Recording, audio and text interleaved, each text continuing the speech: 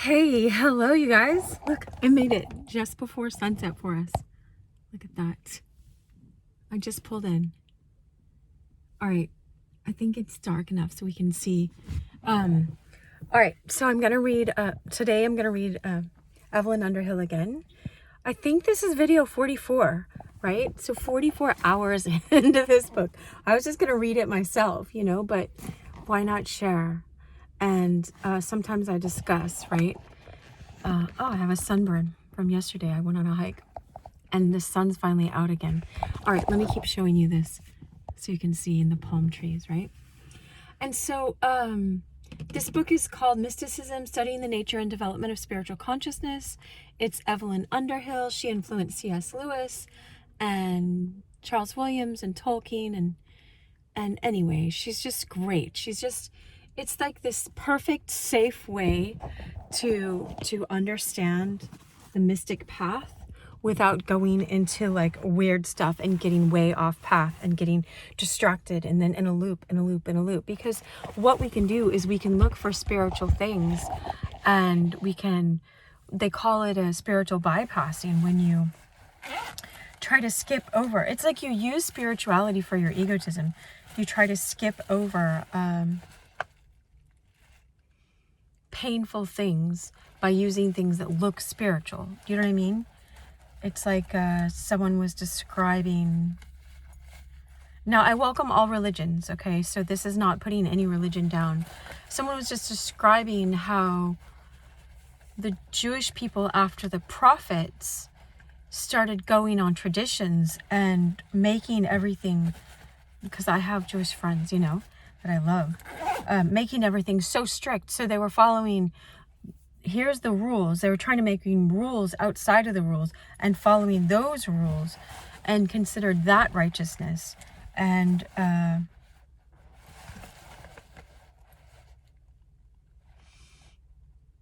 so it's kind of like, just look at how any of us can make our religion into an egotism, right?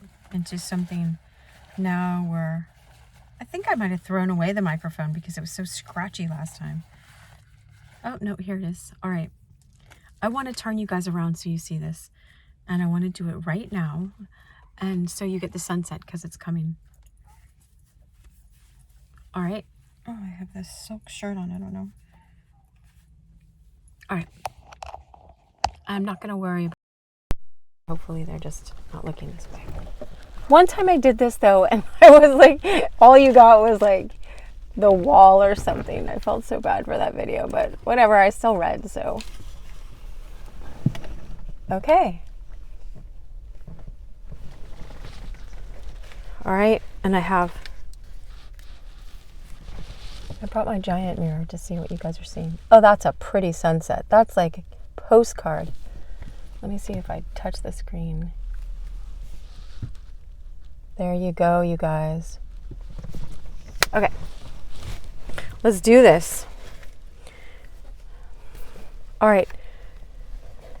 So, I might have got the number wrong, but I think this is video 44.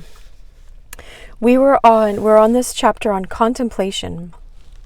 Last time I was up overlooking the ocean from way up high on my hike. Okay.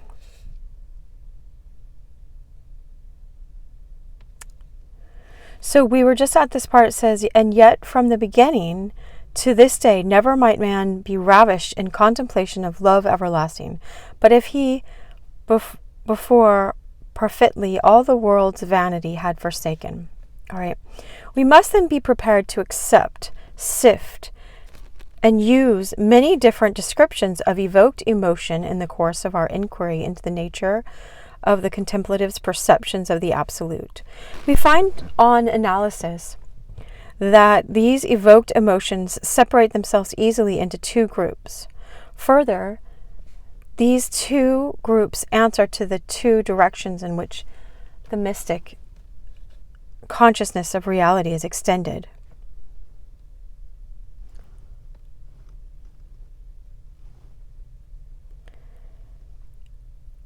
Directions. Okay, sorry, I was distracted for a second. Further, these two groups answer to the two directions So we're on the part of the book called The Mystic Way, and the last 2 chapters have been about introversion. The one chapter before was voices and visions. This one is about introversion. Part 1 was recollection and quiet. And part 2 is where we are now, contemplation. Introversion is the characteristic mystic art. Okay, I'm going to read what the beginning of that chapter 6 of this section of the book. She started the chapters over on the mystic way. Its development accompanies organic growth. It is susceptible of education, the value of tradition, the training of will and attention, contemplation, the only real way of perceiving anything. Its method described. Okay, so that was a few videos ago on the one on introversion, but and so now we're on contemplation. So she's describing how you can develop this muscle within yourself. And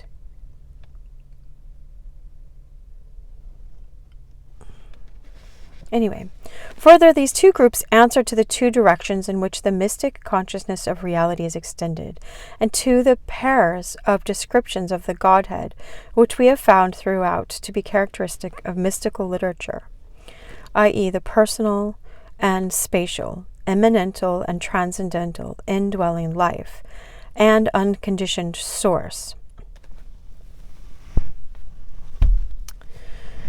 The strange, dark, unfathomable abyss of pure being. So this is A. The strange, dark, unfathomable abyss of pure being always dwelt upon by the mystics of the metaphysical type, and B. The divine and loved companion of the soul, whose presence is so sharply felt by those selves which lean to the concept of divine personality. Okay, so let me backtrack a little bit so we know what's going on here.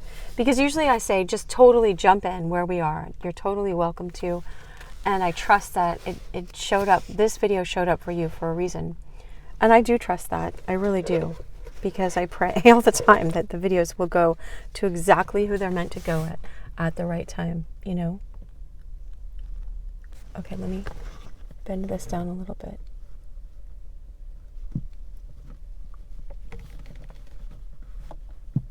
There, because I want you guys to be able to see the sun when it's going down. Oh, well. Okay. I'll use the mirror to block it.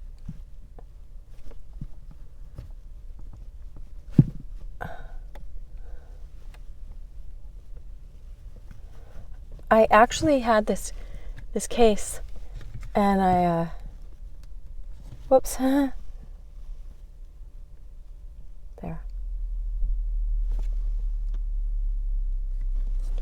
I was looking for it tonight.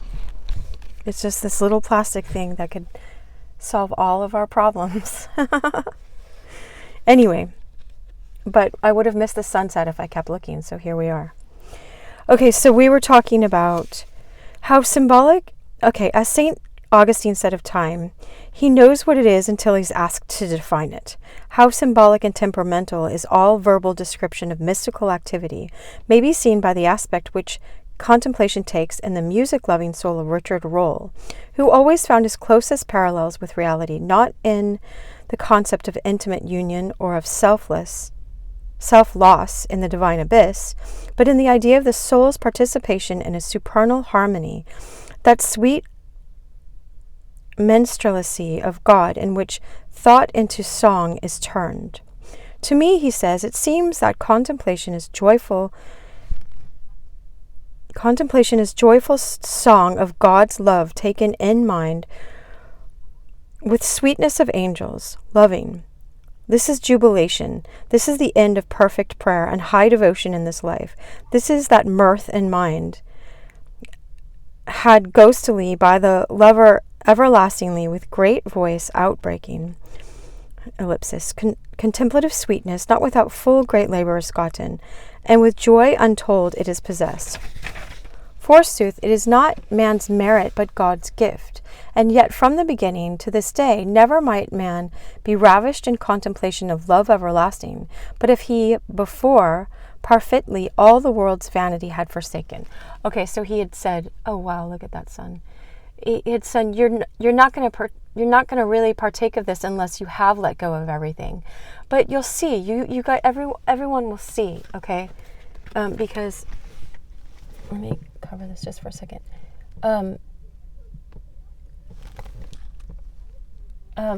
Because here, I'm going to show you my rose for a second.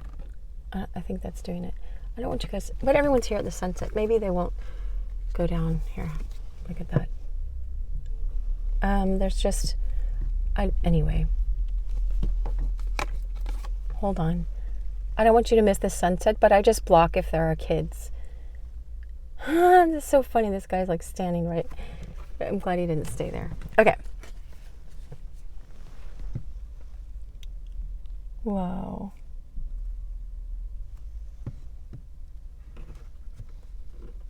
So, anyway, everyone comes out like right before sunset and then they leave in 5 minutes. It's great. Okay, so, I was going to say it's just like Pilgrim's Progress. There's an island over there, so the sun's going down behind the island.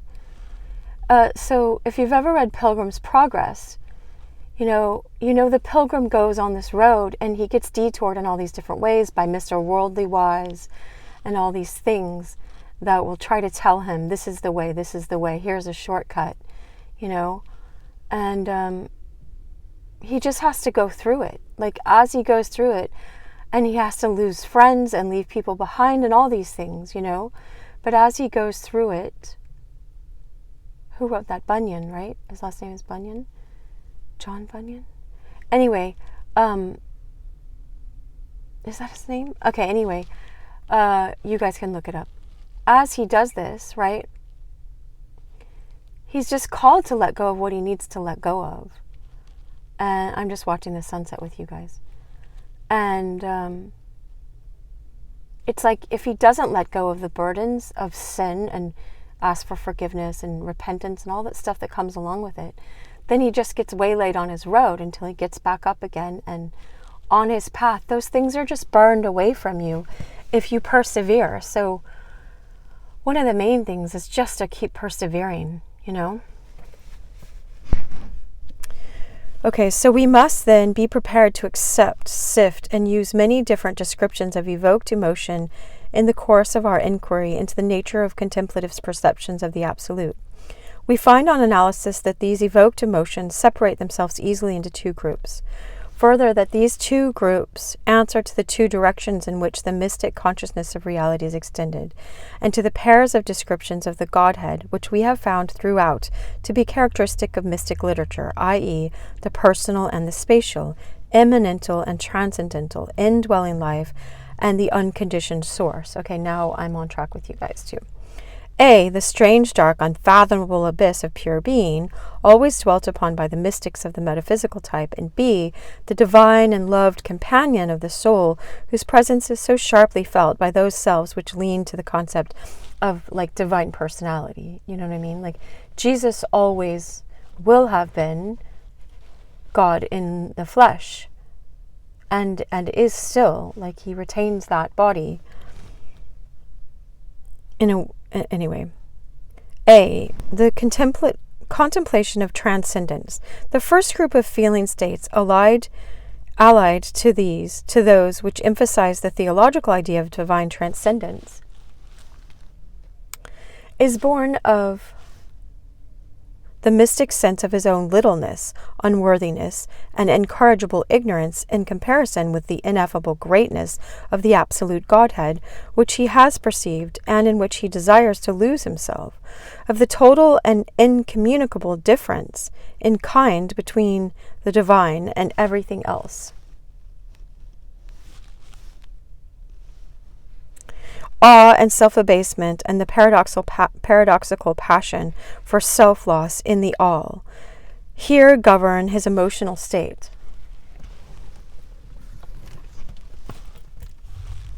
All right, the kids are coming back. Everyone has these little motorbikes around here. They're so cute. I gotta remember the name of those. because I'm looking for one for my trail, but I'll see.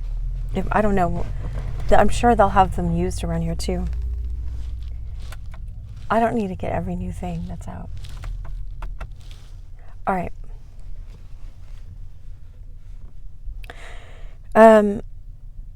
The first group of feeling states, allied to those which emphasize the theological idea of divine transcendence, is born of the mystic sense of his own littleness. I went into that. Of the ineffable greatness of the absolute Godhead, which he has perceived, and in which he desires to lose himself. Of the total and incommunicable difference in kind between the divine and everything else. Awe and self-abasement and the paradoxical passion for self-loss in the all here govern his emotional state, right? Your emotional state can be level and at peace because it's not going all over the place like our feelings. I was talking today in a video that I made for us on YouTube, is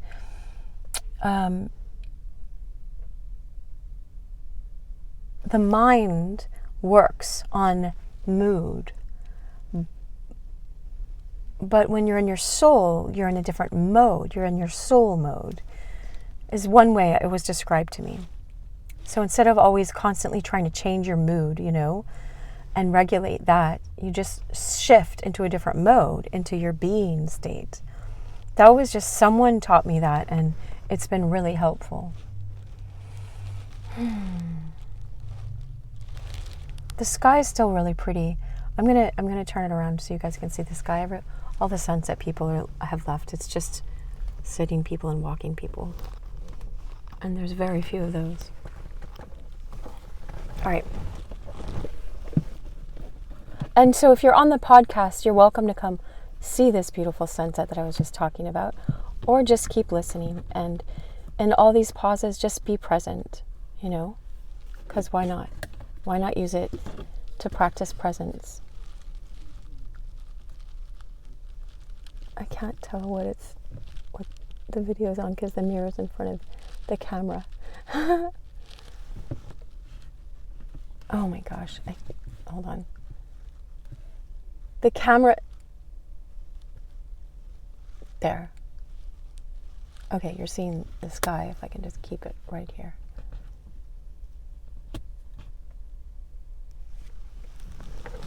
All right. Okay.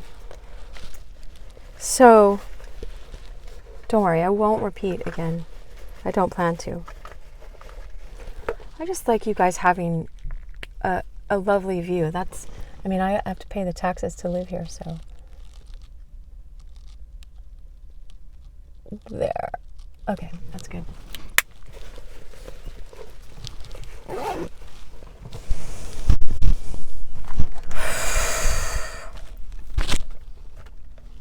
All right.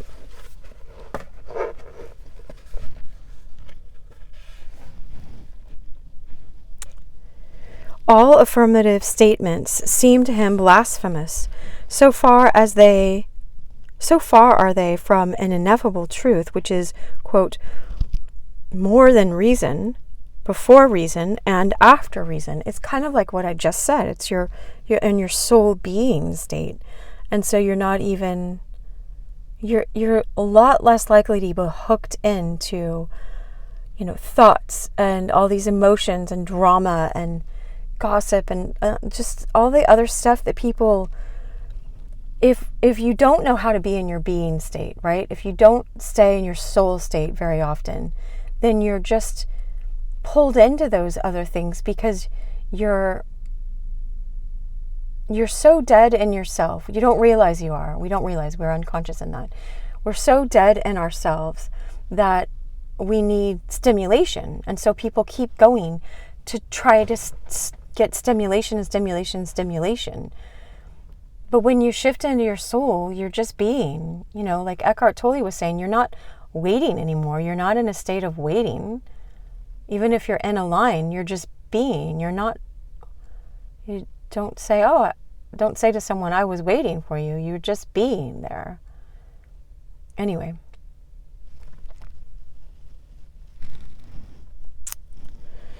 To this group of feelings, which usually go with an instinctive taste for Platonism, an iconoclastic distrust of personal imagery, we owe all negative descriptions of supreme reality. For this type of self, God is the unconditioned, for whom we have no words and whom all our poor symbols insult. To see him is to enter the darkness, the cloud of unknowing, and know only that we know not. Nothing else can satisfy this exaggerated spiritual humility, which easily disintegrates into that subtle form of pride which refuses to acquiesce in its own limitations.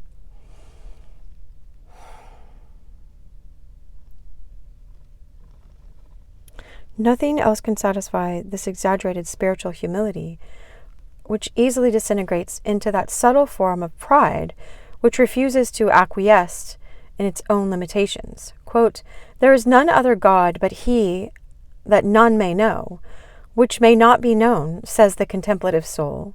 Quote, "No, soothly, no, without fail, no, says she. He only is my God that none can one word of say, nor all they of paradise one only point attain nor understand, for all the knowing that they have of him."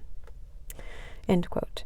When they tried very hard to be geographically exact, to define and describe their apprehension of and contact with the unconditioned one, was the capital U and capital O, who was the only country of the soul, contemplatives of this type became, like their great master, the Areopagite, impersonal and remote.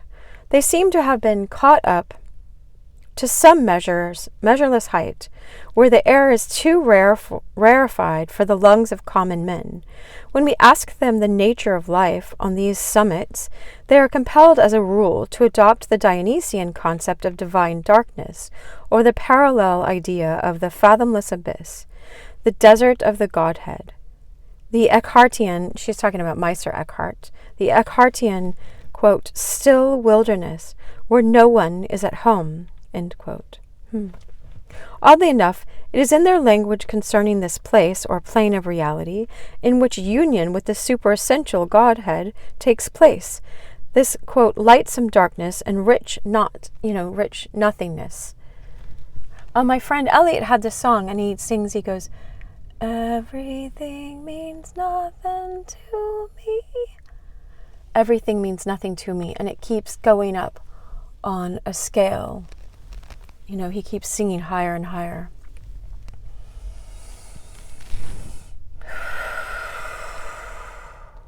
Because there is a scale of consciousness, and there are levels. And so it's like Jacob talked about the ladder, the angels going up and down the ladder, Jacob's ladder.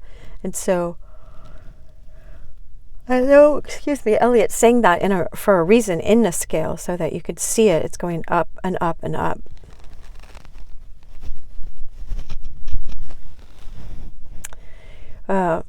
They that come nearer to distinct affirmation, and consequently offer more surprises to sentimental and popular piety than in any other department of their work. Unquestionably, this language, these amazing tidings of a, quote, "still desert, a vast sea, an unplumbed abyss, in which the emptiness, the nothing, the dark, on which the self entered into the horizon of quiet, is infinitely increased, yet positive satisfaction is at last attained, does correspond with a definite psychological experience. It is not merely the convention of a school. These descriptions, incoherent as they are, have a strange note of certainty, a stranger note of passion, an odd realism of their own, which mean, wherever we meet them, that experience, not tradition, is their source." And so how can you say, if I've had these experiences, of being in a tree, and because, anyway, I won't go into that more, but I didn't, physically go in, but anyway, experiencing what it's like, or contemplating one time on the bird experience, and then sort of feeling that. It was way more than that, but I'll just leave it at that, because people will just get into their skeptic selves, possibly. people were talking with certainty because we've had these experiences and we knew we weren't out of our minds, and we know that it was a real experience and we were clear and lucid, It's just like if someone was just describing a lucid dream, you're not going to say they didn't have that dream. That's the dream they remembered having and they wrote it down after they woke up, So anyway, driven of necessity to a negation of all that their surface minds have ever known, with language strained to the uttermost, failing them at every turn. These contemplatives are still able to communicate to us a definite somewhat news as to a given and actual reality, an unchanging absolute, and a beatific union with it, most veritably attained. They agree in their accounts of it in a way which makes it obvious that all these reporters have sojourned in the same land and experienced the same spiritual state. Moreover, our own inmost minds bear witness for them. We meet them halfway. We know instinctively and irrefutably that they tell true, and they rouse in us a passionate nostalgia, a bitter sense of exile and of loss. Like what I was singing last time. Don't worry, I won't sing it this time. But I sang it in the last video. I was listening to The Marriage of Figaro in Charlie Maxey's car, his van. And it was like this tender torment tinged with delight. He describes the word so well. All right, I'm gonna turn you guys back to me. All right. My mirror's acting funny. Okay, there.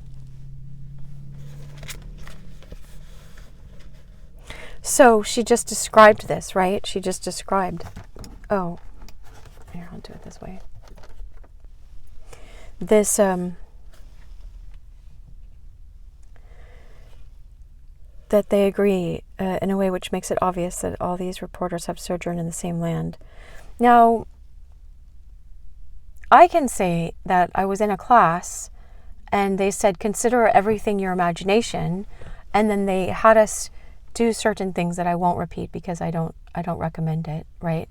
But then they had each of us write down in our journals what we had just experienced. And we wrote it down without talking to each other. And then we shared we had a partner and we talked to the other partners around, and everybody had described the same place. I mean, there were some variations, but it was a very strange experience, let me tell you that. So I've had that experience, just so you get a glimpse of what she's talking about. But we're going to see this because she quotes from like 10 different people describing the same exact experience, and there's like thousands of those written down, and millions of people over time have had those experiences, right? Anyway. Moreover, yes, okay. This passionate nostalgia, a bitter sense of exile and of loss. Now, there's a word in Portuguese called saudade, and that describes this. And Sehnsucht, and German, I'm saying it completely wrong, but that's what it looks like. And it's like nostalgia or longing,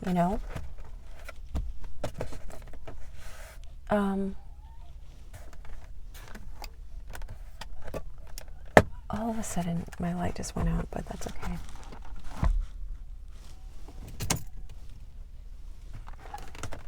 Okay. C.S. Lewis talks about it in a book called The Weight of Glory, if you want to read about it.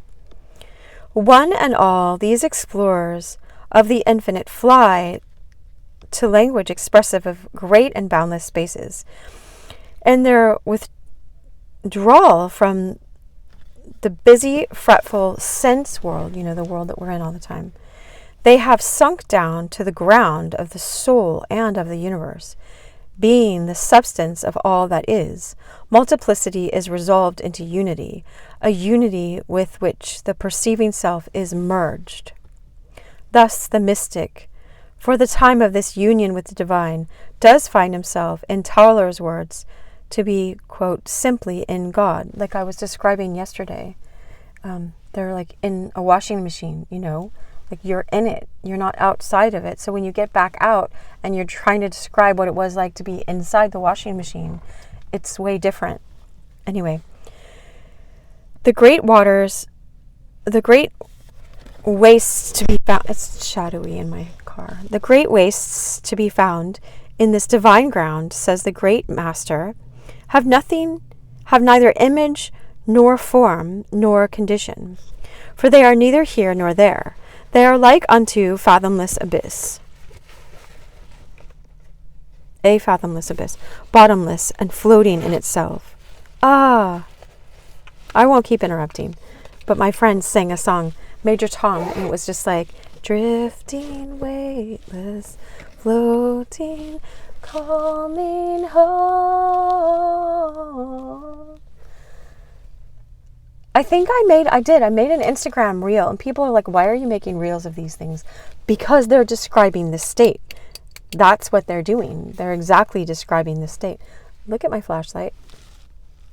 All right. So today has been one of those days where just things have not been working and you just press on, you carry on. All right. So we'll just let it be. Okay. And so it's just like that. This bottomless and floating. It's like everyone was in that state while my friends are in an 80s band, while they were singing, and even the singer, he sings all the time, gig after gig after gig, the same songs, right? And he's just like, wow, you guys all sang that back to me in a way I've never heard it. I didn't get that on video, but I didn't need to. I was in the middle of it, and I got some of it for you guys. If you just see like an audience and my hand or someone's hand is pointing up, that's all you see for the cover of that one, if you want to find it on my Instagram. They are like unto a fathomless abyss. If you tell me, I'll put the link on the comments or in the description here on this, if you remind me. Abyss, bottomless and floating in itself, even as water ebbs and flows up and down, now sinking into a hollow, so that it looks as if there were no water there, and then again, in a little while, rushing forth as if it would engulf everything. So does it come to pass in this abyss. This truly is much more God's dwelling place than heaven or man. A man who verily desires to enter will surely find God here, and himself simply in God, for God never separates himself from this ground. God will be present with him, and he will find and enjoy eternity here. There is no past nor present here, and no created light can reach unto or shine into this divine ground, for here only is the dwelling place of God and his sanctuary. Now this divine abyss can be fathomed by no creatures. Here's a quote, it can be filled by none, and it satisfies none. God only can fill it in his infinity. For this abyss belongs only to the divine abyss, of which it is written, abyssus, abyssum, invocat. I think that's Latin, right? He who is truly conscious of this ground, which shone into the powers of his soul, and lighted and inclined its lowest and highest powers to turn their pure source and to turn to their pure source and true origin, must diligently examine himself and remain alone, listening to the voice which cries in the wilderness of this ground. This ground is so desert and bare that no thought has ever entered there, none of all of the thoughts of man, which with the help of reason have been devoted to meditation on the Holy Trinity. And some men have occupied themselves much with these thoughts, have ever entered this ground. For it is so close, and yet so far off, and so far beyond all things, that it has neither time, nor place. It is a simple and unchanging condition. A man who really and truly enters feels as though he had been here throughout eternity, and as though he were one therewith. So that was a quote from the one before was Tauler's Sermon on St. John the Baptist. This one is Master Link, L-I-N-C-K, all one word. Introduction to Rosie Brooks, The Ornament de Gnosis Spiritualis. It's Latin again or something. Anyway, that was a quote from that book. Many other mystics have written to the same effect, have described with splendor the ineffable joys and terrors of the abyss of being, quote, where man existed in God from all eternity. The soul's adventures when, quote, stripped of its very life, it sails the wild billows of the sea divine. Just like the sea right there. But their words merely amaze the outsider and give him little information. The contemplative self who has attained this strange country can only tell an astonished and incredulous world that here his greatest deprivation is also his greatest joy, that here the extremes of possession and surrender are the same, that ignorance and knowledge, light and dark, are one. Love has led him into that timeless, spaceless world of being, which is the peaceful ground, not only of the individual striving spirit, but also of the striving universe, and he can but cry with Philip, "It is enough." When does Philip say that? Philip in the Bible? Anyway. Here says Master Link, L-I-N-C-K. Not master, it's mater. The footnotes were really small. Now I can see it big in the Maeterlinck. Here, says Maeterlinck, we stand suddenly at the confines of human thought, and far beyond the polar circle of the mind. It is intensely cold here, it is intensely dark, and yet you will find nothing but flames and light. But to those who come without, having trained their souls to these new perceptions, this light and these flames are as dark and as cold as if they were painted. Here we are concerned with the most exact of sciences, with the exploration of the harshest and most uninhabitable headlands of the divine, quote, know thyself. And the midnight sun reigns over that rolling sea where the psychology of man mingles with the psychology of God, end quote. I used to get this song a lot called Midnight Blue. It's an ELO song. I would get it when I was meditating. But also, if you want to understand this, if you listen to, it's in The Princess and Curdie, the second book that I read of George MacDonald's. He describes this almost exactly to what she's just describing right here. He describes it. When the Curdie goes up to see the great-great-grandmother, he goes into a room and he has to put his hand in this rose petal fire. But he also walks in and he doesn't want to hurt her feelings because he's loving to her, but it's just all sky. And he walks in and he has to step out and because he wants to trust her, because she's representing the Holy Spirit. But he has to step into this dark sky abyss.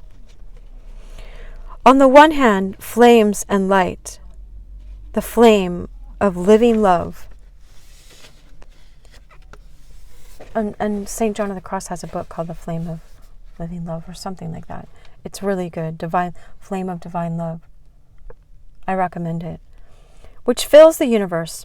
On the one hand, flames and light, the flame of living love, which fills the universe. On the other, the quiet desert of the Godhead, the divine dark. Under these two types, one affirmative, one negative, resumed in his most daring paradox, Nearly the whole of man's contemplative experience of the absolute can be and is expressed. We have considered his negative description of utmost transcendence, that confession of divine ignorance, which is a higher form of knowledge. But this is balanced in a few elect spirits by a positive contemplation of truth, an ecstatic apprehension of the, quote, secret plan. Wow, I just made a video called The Secret Place, because I kept getting that song. There's a song by a woman named Kim Hill called The Secret Place. And it's based on Psalm 91. And Psalm 91, I made a whole video about that. It's all about going up into this oneness. He that dwells, the person, he or she that dwells in the secret place of the Most High shall abide in the presence of his shadow. And she talks in the Psalm, it's a Psalm, I think, of David, but he talks about the wings and all of these duality things that you're held in the oneness. When you dwell there, you're protected. Because you're protected because God divinely protects you, because you're yielding everything to divine love, to God. I call God divine love. And also because you're not pulled here and there. You don't need to stimulate yourself by going into gossip or by watching TV all the time or drinking excessively or anything like that, because you're just not entertained by that anymore, because you're alive. You're not dead trying to resuscitate yourself with all these things. You're just alive, and so you're protected because you don't get pulled into those things. They're not appealing to you. God shifts your consciousness, and so you are protected in that way as well. That's how I have understood it. So go explore this yourself, right? It's all safe, what I'm talking about. Explore Psalm 91. Sit and contemplate on that. I trust that God will help you in that. I'm not telling you to go take all these plant medicine stuff and blah, blah, blah, I mean, people have, and I know people that have lived through it, and I know people that have had amazing experiences, but I'm not saying I recommend that. When you can just go this natural way. But our egotism always wants some spectacular way, right? This is just the ordinary way. Just imagine, right? Imagine how well you would get to know someone, right? I was looking at the wrong part of my camera. How well you would get to know someone if you sat with them for just an hour every day. An hour every day of just being with a person. I know what it's like to be with my clients 1 hour a week and how much we get done in their lives, in the course of their lives, right? This is just an hour every day, right? Just sitting, giving that time to divine love, to God. Just imagine over time, or sitting with a scripture that was expressing divine love, and you're being with God while you contemplate that scripture. He says, meditate on my law or my word day and night. And in the New Testament it says, pray without ceasing. Be in the state of presence, of prayer. Prayer is just your heart open to God, and this conversation is always, and the conversation can be a bunch of silence. It's just always open, right?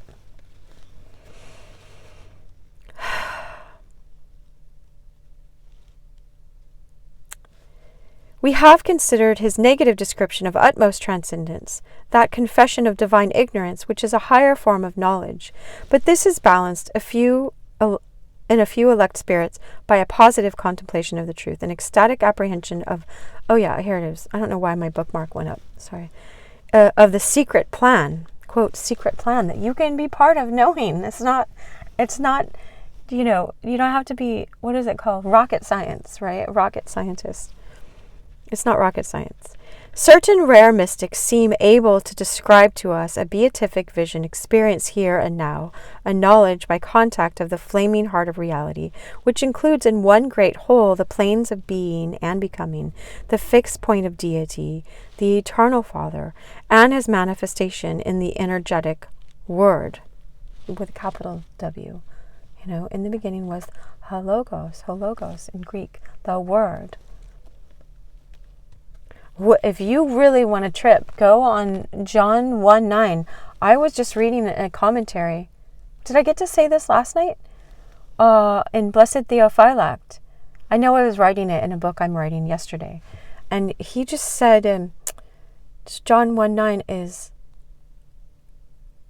for he is the true light that came into the world, that enlightens all men, all people coming into this world. And so it was like, and Blessed Theophylact was talking about it, and he was like, read all the church fathers. He was saying, well, Christ was the Word, and this Logos is that created everything, also enlightens all people. That's what he was saying. So all people have this capacity to be enlightened, but we turn away from it. We cover ourselves, just like the light went out. We cover ourselves in darkness, right? Let me see if my light will go back on. There. Sorry about the beeping. All right, here we go. The Eternal Father and his manifestation in the energetic world. We saw something of this power, which is characteristic of mystical genius of a high order, when we studied the characteristics of illumination. Its finest literary expression is found in the passage of the Paradiso, where Dante tells us how he pierced for an instant the secret of the Empyrean, Empyrean. Already he had enjoyed a symbolic vision of twofold reality, as the moving river of light and the still white rose. Now these two aspects vanished, and he saw the one. Wow, I really need to read this. I tried when I was in college, and it was over my head, Oh, here she goes. Great. Great, you guys. It's all here in Italian for us.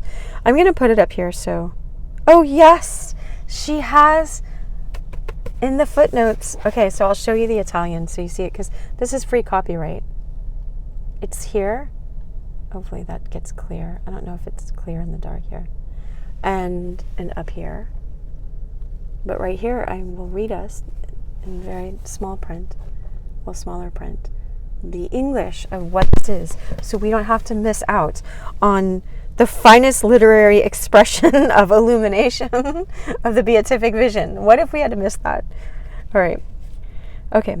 My vision, becoming purified, entered deeper and deeper into the ray. That supernal light, which in itself is true. Thenceforth my vision was greater than our language, which fails such a sight, and memory too fails before such excess. As he who sees in a dream, and after the dream is gone, the impression or emotion remains, but the rest returns not to the mind, such am I. For nearly the whole of my vision fades, and yet there still wells within my heart the sweetness born therefrom. And here's an ellipsis.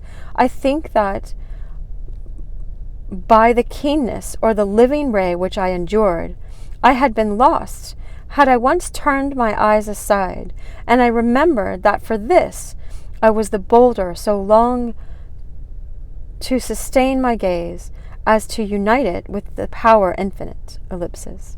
Thus did my mind, wholly in suspense, gaze fixedly, immovably, and intent, ever enkindled by its gazing. In the presence of that light, with a capital L, one becomes such that never could one consent to turn from it any other sight, because the good, which is the object of the will, is therein wholly gathered, and outside of this, that is defective, which therein is perfect. Okay, wholly gathered. It is therein wholly gathered, and outside of this, that is defective, which therein is perfect. Wow. Okay.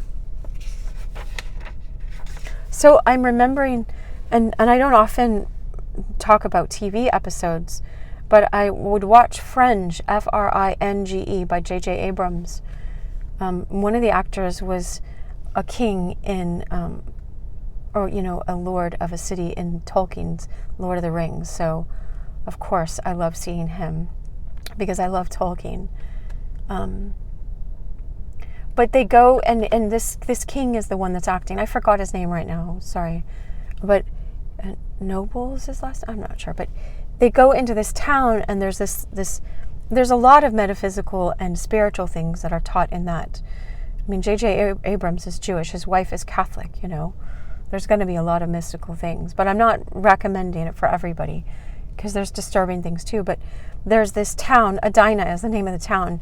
And someone figured out how to emit this tone, which makes you see things all beautiful there because their faces got disfigured by a military experiment that went on in their town. No, spoiler alert, sorry. And so anyway, there's this beautiful butterfly, but when you move out right at the edge of the town where the sound goes out, it's this moth. And so that's what this reminds me of. He's brought everything outside of that was imperfect, but when it's brought in, when you see the fullness, even of, like if you see Mary Magdalene, and I, they said they can't, whatever was going on in her life before, Jesus cast out 7, there's 7 energy centers, but 7 demons out of her, purified her completely. It's like in Christ, she was made whole and made this beautiful being that she always was in her soul, but it's like this other stuff had to be cast out. So when you're brought into the oneness, that's what it's like. You see everybody that way. That's why you can love people and let people, you have to learn discernment, how to keep people at a distance and not let people in, because you just see their souls just shining. You know what I mean? And you see them in innocence and in the way God created them, because you want that for them. Now, some mystics say that Jesus would see people whole, and that's how he could heal. He's God, but that's how he could heal, because, it's like other people will say you have to believe it for it to be. Well, he knew it. He knew it, that they were whole, some aspect of them, and then it just, the chi, or he called it, etheric vitality. He said, my vitality left me when the woman touched the hem of his garment and she had been bleeding and she was healed. He said, who touched me? And they're like, there's lots of people all around you touching. He's like, no, my vitality went out. And so it's like the combination of him knowing you could be whole and knowing you as whole and just seeing that love flow out to you. It's just a form of love. All of his healing is, right? Love is healing. But anyway, intermediate between the Dante-esque apprehension of eternal reality and the contemplative communion with divine personality is the type of mystic whose perceptions of the supersensible are neither wholly personal nor wholly cosmic and transcendental in type. To him, God is preeminently the perfect goodness, truth, and beauty, light, life, and love, all of those capitalized. Goodness, truth, and beauty, light, life, and love. Discovered in a moment of lucidity at the very door of the seeking self. Here the symbols under which he is perceived are still the abstractions of philosophy, but in the hands of the mystic, these terms cease to be abstract, are stung to life. Such contemplatives preserve the imageless and ineffable character of the absolute, but are moved by its contemplation to a joyous and personal love, right? They're drawn into love.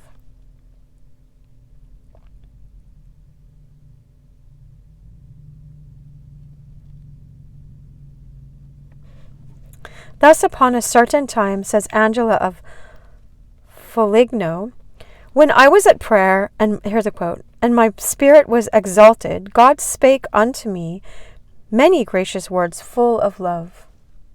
And when I looked, I beheld God who spake with me. But if thou seekest to know that which I beheld, I can tell thee nothing, save that I beheld a fullness and a clearness, and felt them within me so abundantly, that I can in no wise describe it, nor give any likeness thereof.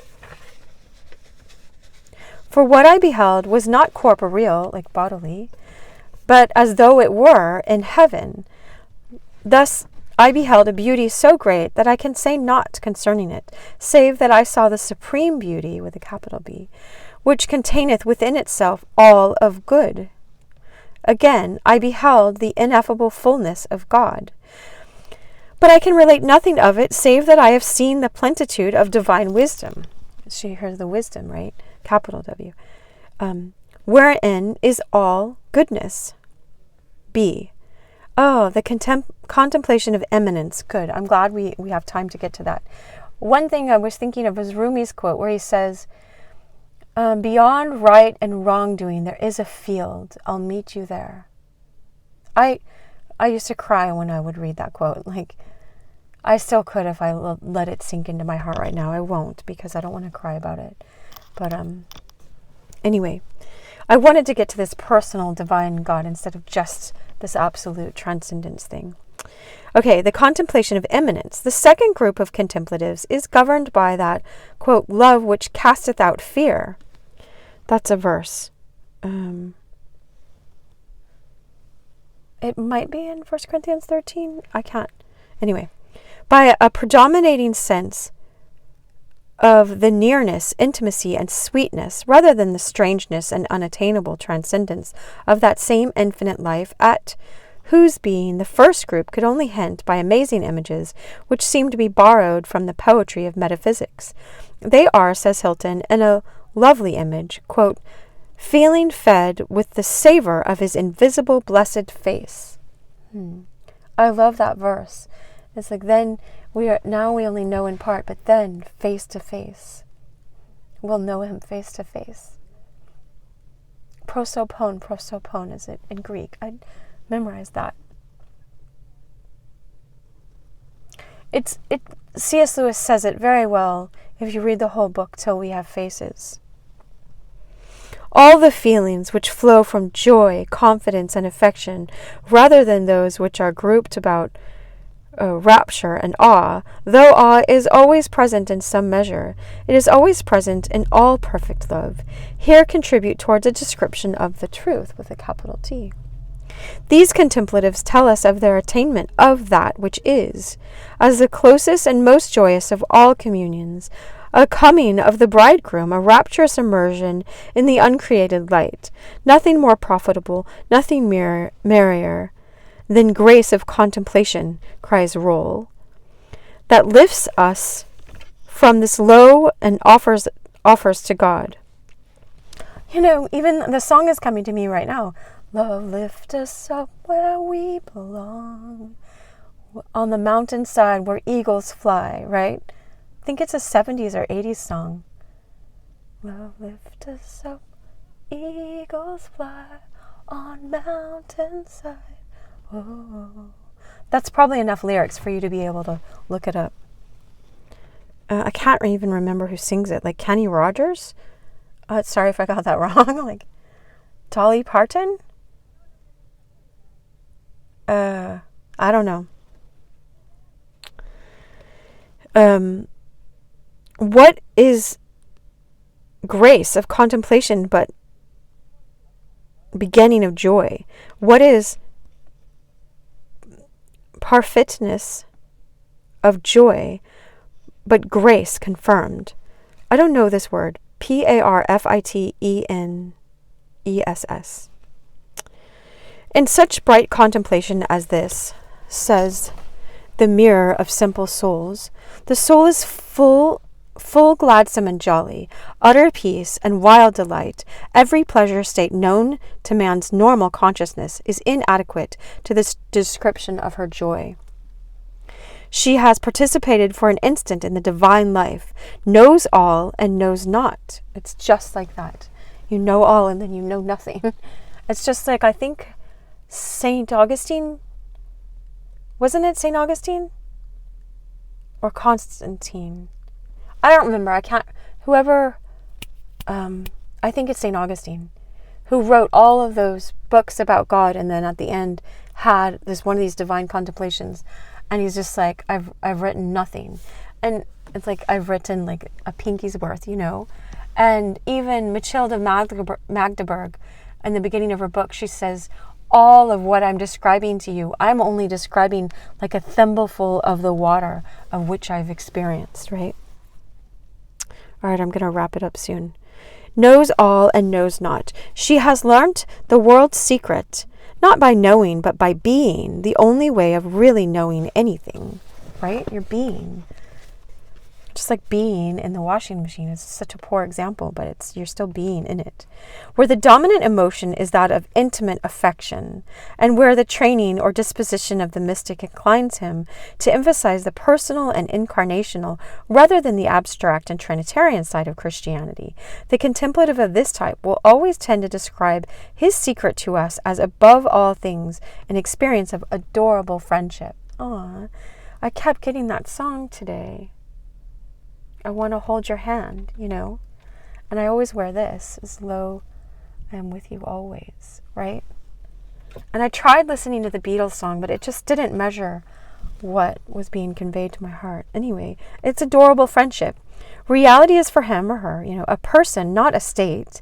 In the horizon of union, it seems to him that an absolute communion, a merging of his self with the other, and strictly personal self takes place.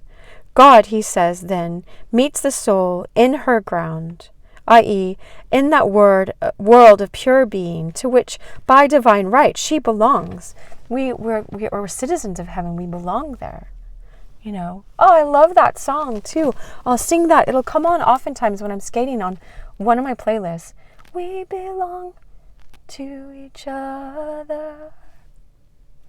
Whatever I deny or something, for worse or for better, we belong. Listen to that after you understand this, and just look at it mystically, and it's amazing. Is that Pat Benatar? Sorry, I keep forgetting right now. My mind's in this weird state, so I can't remember like details of other things because I'm in a different mind right now. In the ground, being to which by divine right she belongs. You belong. We came from there. I have this beautiful quote by Plato that talks about that. We remember where we belong. He says all learning is just remembering. Clearly, the degree of contemplation, the psychological state, is here the same as that in which the mystic of the impersonal type attained in the abyss, but from the point of view of the subject, this joyful and personal encounter of lover, with a capital L, and beloved, will be a very different experience from the soul's immersion in the desert of deity, as described by Meister Eckhart and his school. In this oneing, says Hilton, consisteth the marriage which passeth betwixt God and the soul, that shall never be dissolved or broken. Saint Teresa of Avila, right, of Avila, is a classic example of this intimate and effective type of contemplation. But Saint Gertrude, Suso, Julian, Matilde of Magdeburg, who I just mentioned, right? And countless others provide instances of its operation. We owe to it all the most beautiful and touching expressions of mystic love. Julian's quote, I saw him and sought him, and I had him and I wanted him, expresses, and I could cry, in epigram, its combination of rapturous attainment, an insatiable desire, its apprehension of a presence at once friendly and divine. So too does her description of the 10th revelation of love, when, quote, with this sweet enjoying, he showed unto mine understanding in part the blessed Godhead, stirring then the poor soul to understand, as it may be said, that is, to think on endless love. My endless love, right? That was without beginning, and is and shall be ever. And with this our good Lord said, fully blissfully, Lo, how that I loved thee, as if he had said, My darling, behold and see thy Lord, thy God, that is thy Maker, and thine endless joy. The eyes of my soul were opened, says Angela of Foligno, and I beheld love advancing gently towards me, and I beheld the beginning, but not the end. Unto me there seemed only a continuation and eternity thereof, so that I can describe neither likeness nor color, but immediately that this love reached me, I did behold all these things more clearly with the eyes of the soul than I could do with the eyes of the body. This love came towards me after the manner of a sickle. Not that there was any actual and measurable likeness, But when first it appeared unto me, it did not give itself unto me in such abundance as I expected, but part of it was withdrawn. Therefore do I say, after the manner of a sickle.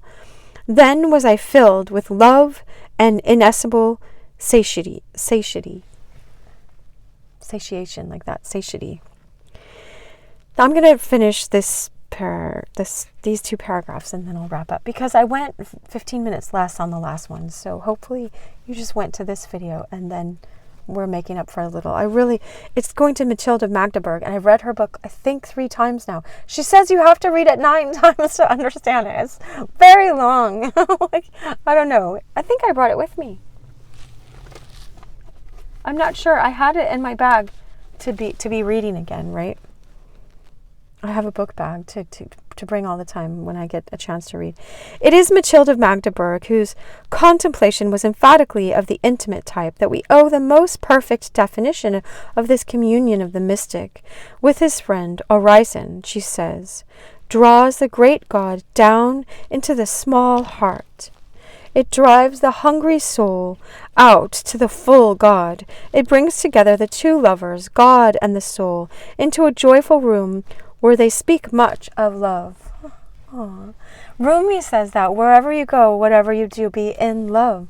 I always look at it like that, just in love, in this union with love. Just always be there. And then, it's also in that song, give your heart and soul to me, and life will always be lovey and rose. You'll have rose-colored glasses. You'll see life when you give your whole life, your heart and soul, to divine love, to God, right? I made a skating video of that, where I'm skating to that, because I was just in that place, and I wanted to share it. I always want to share it, but people are like, why do you have a camera on you? I was like, because I'm sharing a mystic state. Duh.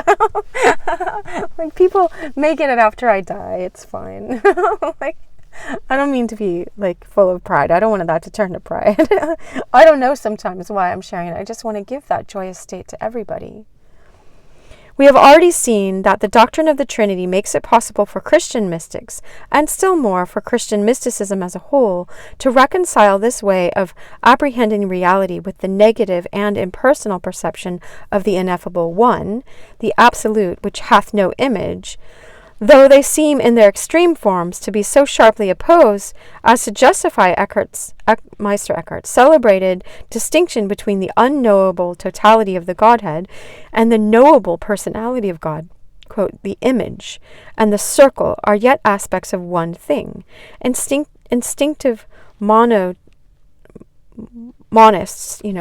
people who believe in one God, I think, as they are, all the mystics feel, monists as they are, all the mystics feel, and the German school in particular have expressed Dante's conviction that these 2 aspects of reality, these 2 planes of being, however widely they seem to differ, are one. Both are ways of describing that absolute truth, present yet absent, near yet far. That triune fact, de tre colori, et de una I took 2 years of Spanish. The 3 colori, but maybe 3 persons, right? And 3 colors and 1 countenance. I don't know. Contensa, which is God. Both are necessary if we are to form any idea of that complete reality, as when 2 men go together to some undiscovered country, one will bring home news of its great spaces, its beauty of landscape, another of its geological formation, or the flora and fauna that express its life, and both must be taken into account before any just estimate of the real country can be made, right? They're both accounts, just like all 4 Gospels are like the Matrix. It's like the movie The Matrix, when they had all the cameras around and did that one scene, right? It's just 4 cameras. And Luke takes all his stuff, a lot of it, so much of it from Mary, right? And anyway, they're just seeing Jesus from these 4 different perspectives. So you get stability. You get stability like a table is on 4 legs, like I talked about in the last video. All right. I'm usually starting on this side of the page, so hopefully I'll remember to start on this. But that was great anyway. Wow, there's about 15 more pages or 10 more of this. I don't. Anyway, I'll let you go. Oh, I just got a notification. My godchild was baptized on it's the anniversary. Anyway, all right. I'll leave it mysterious. I wish you so much love. I hope you enjoyed all the little side talks where I'm explaining this. It's more than just me reading a book. This is just how I am. And sometimes I'll just read more and I don't want to talk at all. Sometimes I don't want to talk and I just feel like I ought to, you know. And sometimes I don't want you to be left without an explanation. Anyway, God, I pray, takes care of all of that. Make sure to like these videos. I'm telling you at the end if you're still here. And share and comment and do all those things. That's you helping. That's you helping to share this consciousness with like-minded people. All right, I wish you so much love. Bye.